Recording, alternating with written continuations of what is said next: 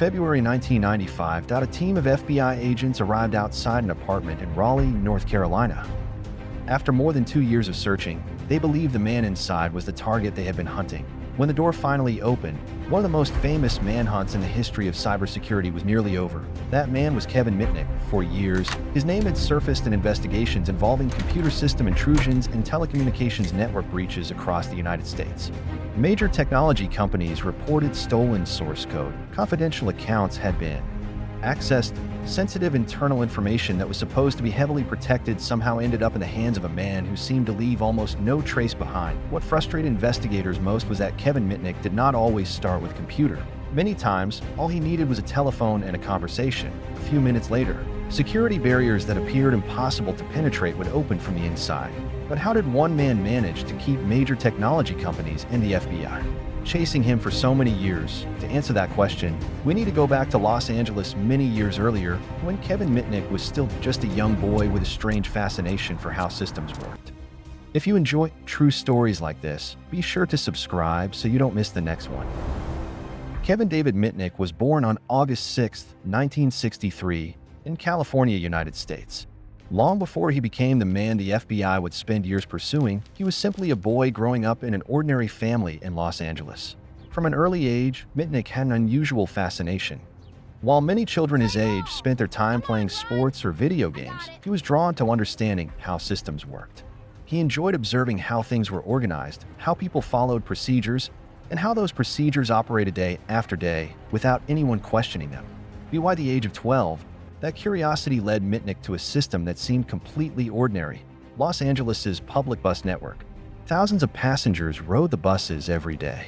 Everything operated on a fixed schedule, tickets were checked according to established procedures, and the system appeared to function without problems. But in Mitnick's eyes, they were more than just buses. He began studying how tickets were used, how fare inspectors did their jobs, and how the entire system had been designed to operate. The more he observed, the more he realized that any system created by human beings contained weaknesses. The key was not to break a system through force. The key was to understand how it worked. That was the first major lesson Mitnick learned at a very young age. It was an idea that would stay with him for many years to come. At the time, Mitnick had no way of knowing that his fascination with observing the systems around him would gradually lead him into the world of telephones, computers, and eventually make him one of the most famous hackers in American history. To most people, the Los Angeles bus system was simply a way to get from one place to another. But to Kevin Mitnick, it was a system he wanted to understand down to the smallest detail. He began memorizing bus routes, schedules, and the daily routines of fare inspectors. The more he observed, the more he realized that the entire system operated on one basic assumption: people would do what they were expected to do. Rather than trying to break the system, Mitnick looked for ways around it. He studied different types of transit passes, how they were checked, and the tools used during the process. After some time, he managed to obtain a ticket punch similar to the ones used by transit employees. As a result, the 12-year-old boy was able to ride buses throughout Los Angeles for virtually no cost. What made this remarkable was that Mitnick did not view it simply as a way to save money on bus fare. What fascinated him even more was the feeling of figuring out how a system worked and discovering weaknesses that other people overlooked.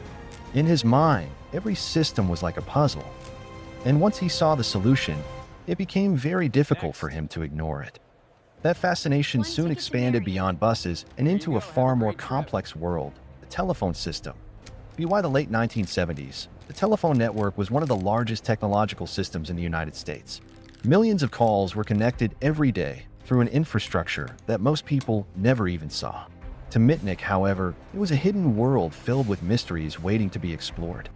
He spent countless hours reading technical materials, talking with people who shared the same interests, and learning how telephone exchanges operated. Before long, Mitnick discovered something that would change the course of his life. Sometimes, gaining access to a complex system did not require defeating the technology itself. Sometimes, all it took was convincing the right person on the other end of the phone. That was the moment Kevin Mitnick took his first steps into the world that would eventually make him a target of the FBI. By the early 1980s, Kevin Mitnick's fascination had expanded far beyond the telephone system. Computers were becoming increasingly common in businesses, schools, and government agencies. To most people, they were a new and highly complex technology. To Mitnick, they were simply another system waiting to be understood. He devoted much of his time to studying how computer networks operated, how users were granted access, and how companies protected their information. The more he learned, the more he realized that technological security measures were often not the biggest obstacle. The real challenge was gaining access to the people who operated those systems. Mitnick began using what would later become known as social engineering.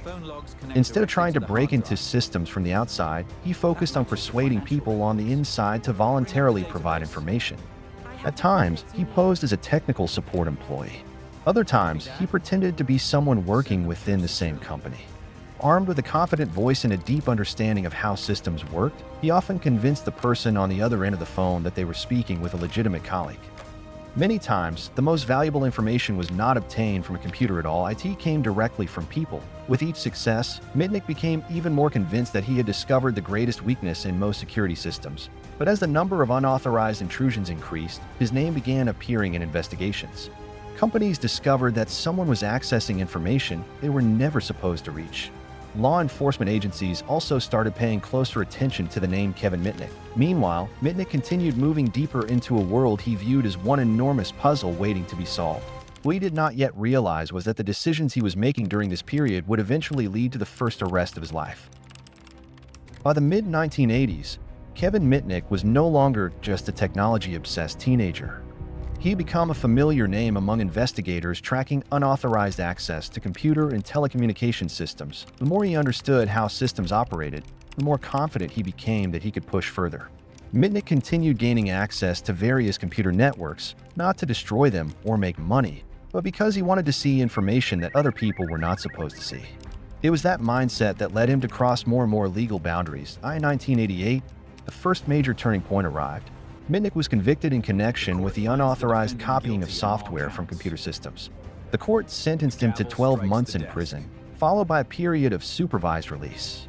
It was the first serious warning from the American justice system, but the conviction did not end his fascination with technology. After his release, while still under supervision, Mitnick was again accused of unauthorized access to telecommunication systems, including those of Pacific Bell, one of the largest telephone companies in the United States at the time. For investigators, this was no longer the story of a technology enthusiast who had gone too far. They were beginning to see a pattern.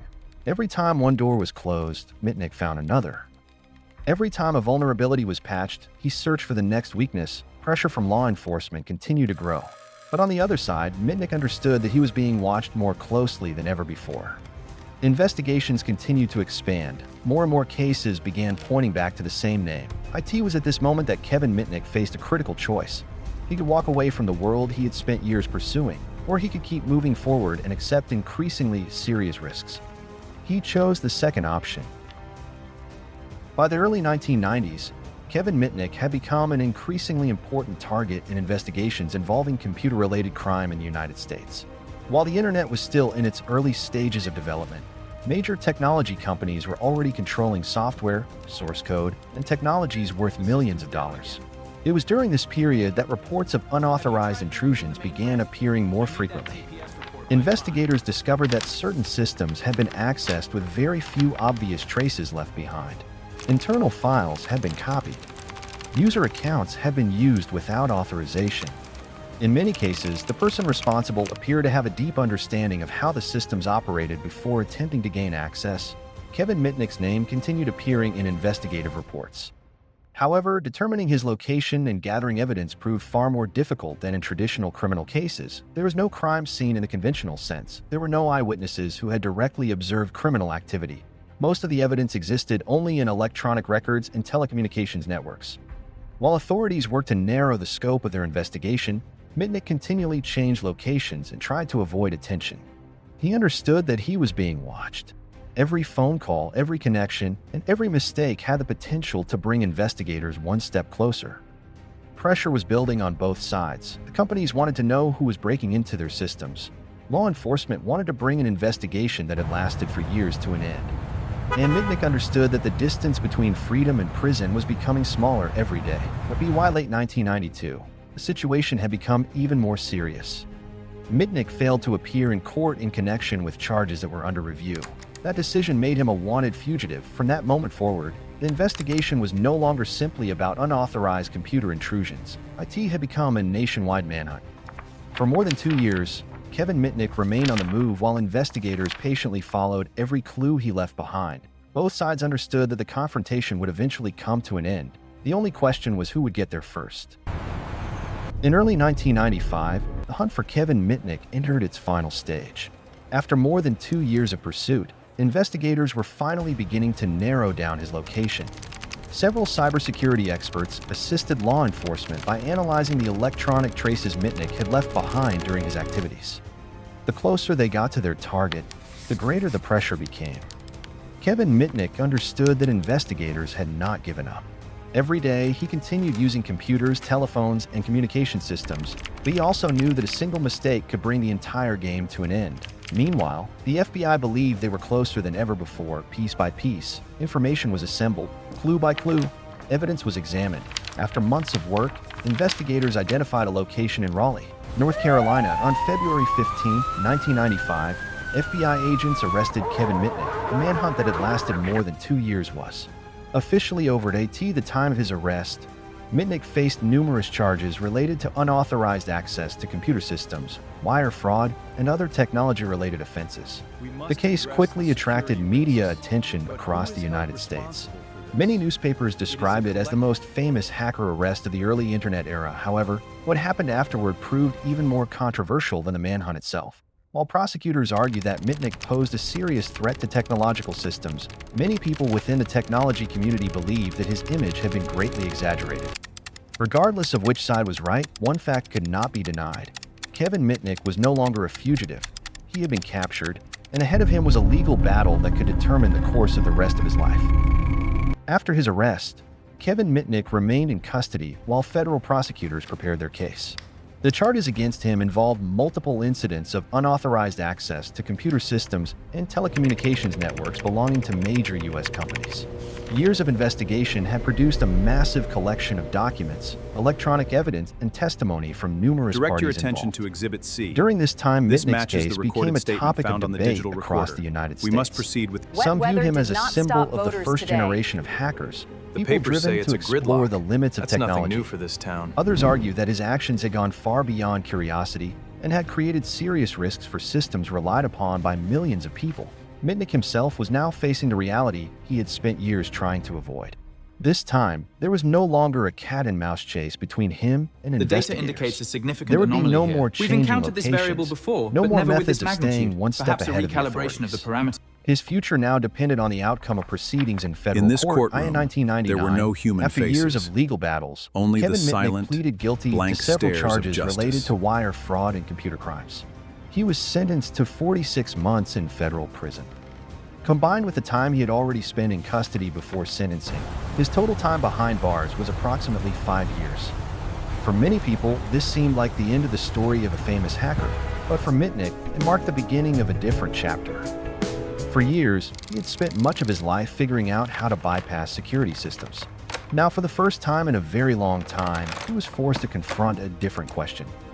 If he were ever free again, would he return to the path he had followed for so many years, or would he choose an entirely different life? When Kevin Mitnick was released from prison in the early 2000s, he stepped into a world that had changed dramatically. The internet was no longer a technology used primarily by universities, large corporations, or a small group of computer enthusiasts. It was rapidly becoming part of everyday life for millions of people. For Mitnick, it was an opportunity to start over. Instead of returning to the activities that had repeatedly landed him in legal trouble, he chose a completely different path. The skills that had once helped him bypass security systems were now being used to help companies protect those very systems. Mitnick began working as a public speaker, consulting for businesses, and sharing his knowledge about the methods cybercriminals use to exploit human vulnerabilities. In his presentations, he often emphasized that modern technology can be extremely powerful, but if a single employee is tricked into revealing information, an entire system can still be placed at risk. That message quickly resonated with the business world. Many companies realized they had invested heavily in security software and hardware while paying far less attention to the human factor. It was the same lesson Mitnick himself had learned years earlier when he was still a hacker. Over the following years, he helped develop cybersecurity awareness training programs, wrote several books, and became one of the most recognized speakers in the field of information security. Books such as The Art of Deception, The Art of Intrusion, and later Ghost in the Wires helped introduce his story to audiences around the world. By 2011, Mitnick had become a co-owner and executive at KnowBe4, a company focused on cybersecurity awareness training and phishing simulations designed to help organizations identify security risks. What made this especially notable was that the company's business model was built around the very lesson he had learned as a young man. Human beings are often the weakest link in any system. The man who had spent years finding ways to exploit that weakness was now making a living helping organizations protect themselves from people just like the person he once was. Looking back at Kevin Mitnick's entire story, what made him such a remarkable figure was not simply the system intrusions or the years-long pursuit by the FBI. Throughout the history of American technology, there have been hackers who caused greater financial losses, stole more money, or carried out more sophisticated attacks. Yet Mitnick became the most widely recognized name because he helped people understand a problem that very few had truly paid attention to before. Companies can spend millions of dollars on servers, security software, and advanced defense systems, but all it takes is one employee trusting the wrong person, one phone call made the right way, or a single email delivered at the right moment. And all those layers of protection can become meaningless. That is why social engineering is now considered one of the greatest threats to modern cybersecurity. And Kevin Mitnick was one of the first people to demonstrate that reality on a large scale. His life also illustrates another important lesson. Skills themselves are neither good nor bad. What matters is how they are used. There was a time when Mitnick used his knowledge to gain access to systems he was not authorized to enter. That path led to investigations, arrests, and nearly 5 years behind bars. Yet those same skills later helped him build an entirely new career as a security consultant, international speaker, and advisor to companies around the world. On July 16, 2023, Kevin Mitnick passed away at the age of 59 after battling pancreatic cancer. His death was recognized by cybersecurity professionals around the world as the passing of one of the most influential figures in the history of information security. From a young boy fascinated by the Los Angeles bus system, to a man pursued by the FBI across the United States, and eventually to a security expert helping companies protect those very systems, Kevin Mitnick lived a journey that few could have imagined when looking at where he started. And perhaps the most important legacy he left behind is not the systems he once penetrated. It is the lesson that in any system created by human beings, the greatest vulnerability is usually not the technology itself, that IT is the people who operate it. But perhaps the most fascinating part of Kevin Mitnick's story is that he never really started with computers. When people think of a famous hacker, they often picture someone sitting in front of a screen, writing complex code and finding ways to break through sophisticated security systems. But when you look back at Mitnick's life, the thing he exploited most was never technology, IT was trust. From his early days studying the Los Angeles bus system, to exploring the telephone network, and later the computer systems of major corporations, Mitnick always spent time understanding how people operated a system before he focused on the system itself. He understood that most security procedures were built on one simple assumption: the people inside the system would do what they were supposed to do. And time after time, that assumption became the greatest vulnerability. That is also why Kevin Mitnick's story continues to be discussed decades after his arrest. Technology has changed dramatically since the 1990s. Computers are faster. Security systems are stronger.